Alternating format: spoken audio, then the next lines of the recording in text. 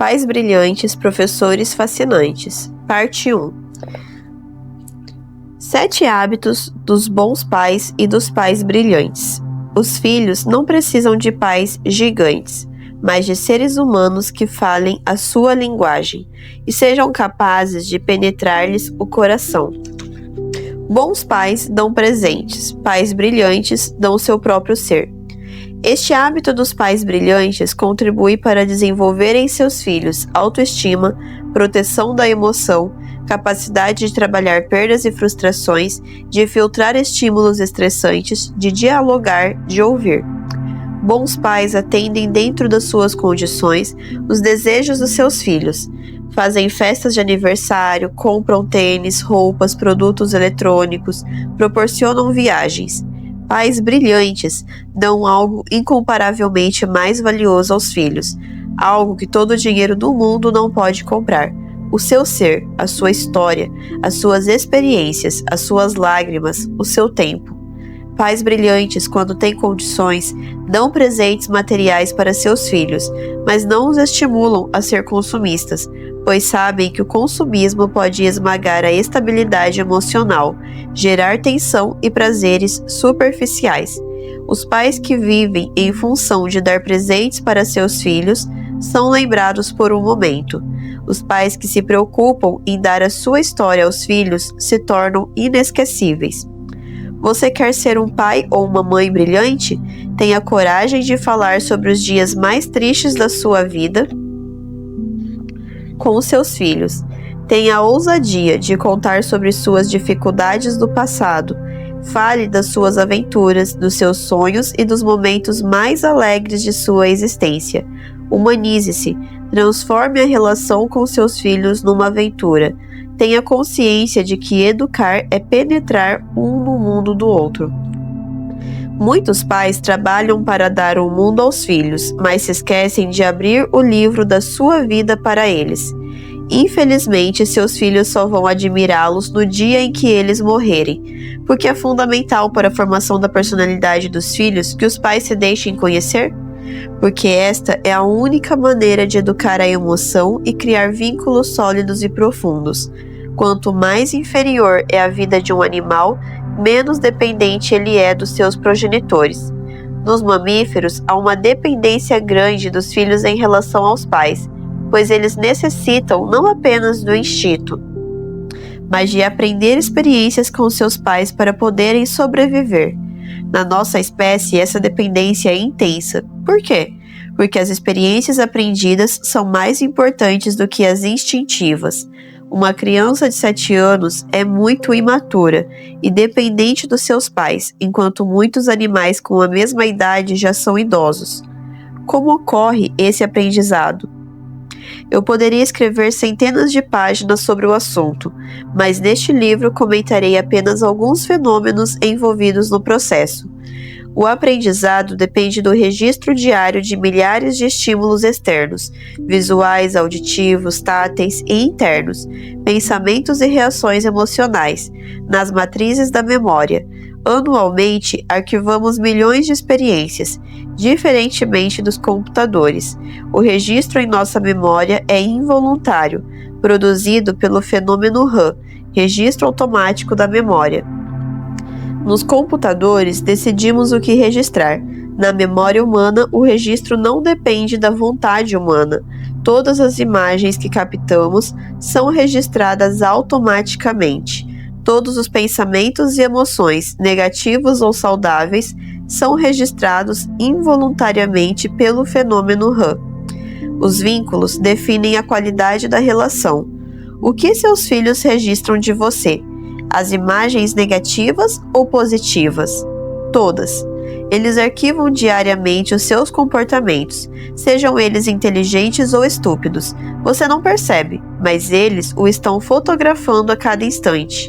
O que gera os vínculos inconscientes não é só o que você diz a eles, mas também o que eles veem em você. Muitos pais falam coisas maravilhosas para suas crianças, mas têm péssimas reações na frente delas. São intolerantes, agressivos, parciais, dissimulados Com o tempo, cria-se um abismo emocional entre pais e filhos. Pouco afeto, mas muitos atritos e críticas. Tudo que é registrado não pode mais ser deletado, apenas reeditado através de novas experiências sobre experiências antigas. Reeditar é um processo possível, mas complicado. A imagem que seu filho construiu de você não pode mais ser apagada, só reescrita. Construir uma excelente imagem estabelece a riqueza da relação que você terá com seus filhos.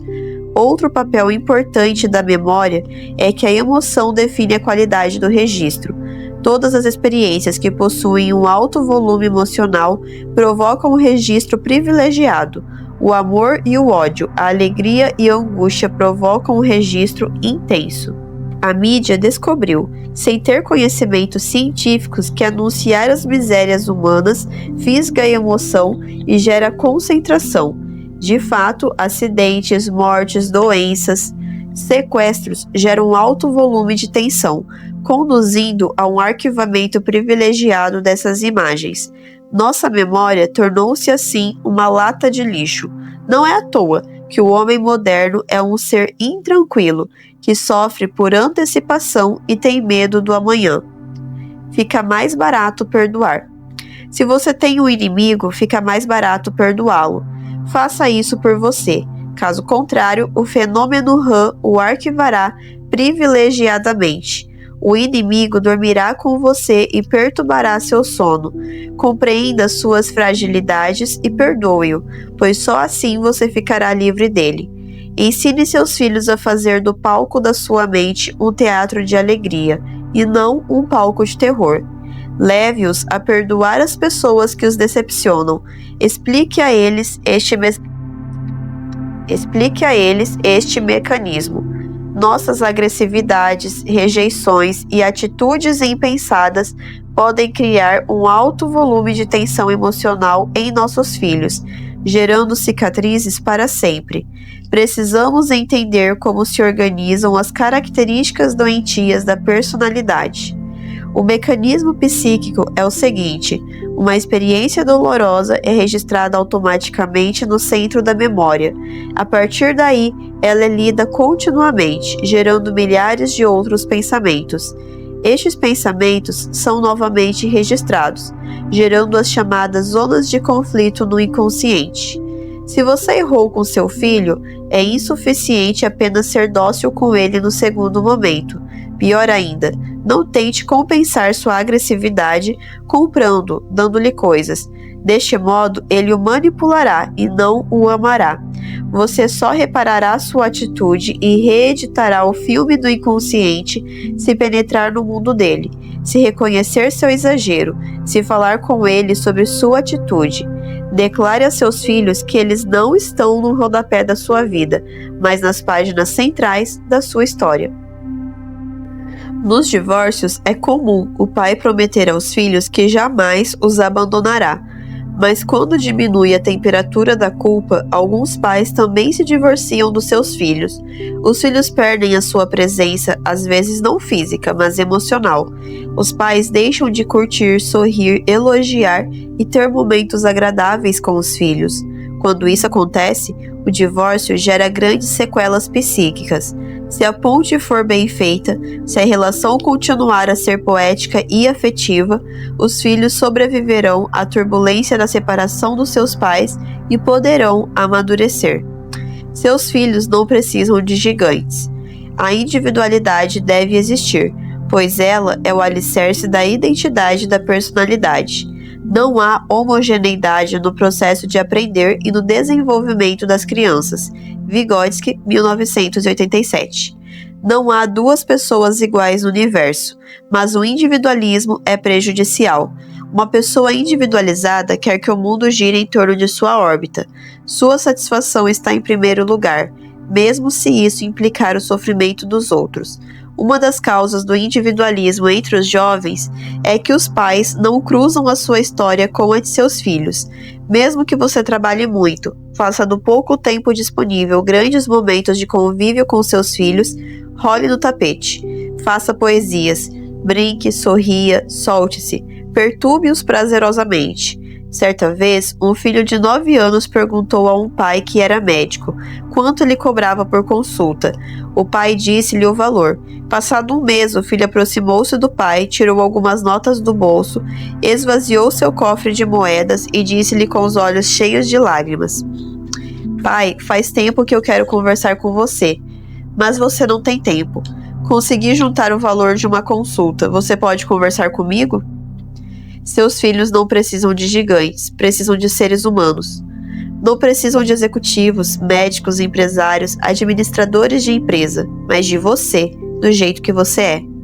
Adquira o hábito de abrir seu coração para os filhos e deixá-los registrar uma imagem excelente da sua personalidade. Sabe o que acontecerá? Eles se apaixonarão por você, terão prazer em procurá-lo e estar perto de você. Quer coisa mais gostosa do que isto? A crise financeira, as perdas ou as dificuldades poderão arremeter-se sobre a relação de vocês, mas, se ela tem alicerces, nada as destruirá. De vez em quando, chame um de seus filhos, sozinho, e almoce ou faça programas diferentes com ele. Diga o quanto ele é importante para você. Pergunte como está a vida dele. Fale sobre seu trabalho e seus desafios. Deixe seus filhos participarem da sua vida. Nenhuma técnica psicológica funcionará se o amor não funcionar. Se você passar por uma guerra no trabalho, mas tiver paz quando chegar em casa, será um ser humano feliz. Mas, se você tiver alegria fora de casa e viver uma guerra na sua família, a infelicidade será sua amiga. Muitos filhos reconhecem o valor de seus pais, mas não o suficiente para admirá-los, respeitá-los, tê-los como mestres da vida. Os pais que estão tendo dificuldades com os filhos não devem sentir-se culpados. A culpa engessa a alma. Na personalidade humana, nada é definitivo. Você pode e deve reverter esse quadro. Você tem experiências riquíssimas que transformam sua história num filme mais interessante do que os de Hollywood. Se você duvida disso, é porque talvez nem se conheça e, pior ainda, nem mesmo se admire. Liberte a criança feliz que está em você.